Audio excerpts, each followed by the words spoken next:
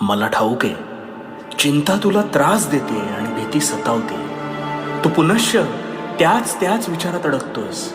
यावर उपाय आता शांतपणे समजून घे. जर मन शुद्ध नाही तर त्यात जळमटही होतातच, आणि आपण नकळत त्यात कोळ्यासारखे कधी गुरफटत जातो हे आपल्यालाच कळत नाही. दुसऱ्याला दूषणं लावण्यापेक्षा स्वतःला शुद्ध बनवण्यावर लक्ष केंद्रित कर.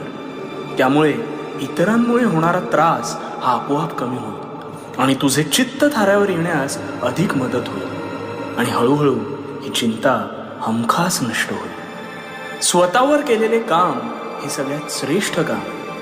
ते करत असताना मी आहे तुझ्या पाठीशी.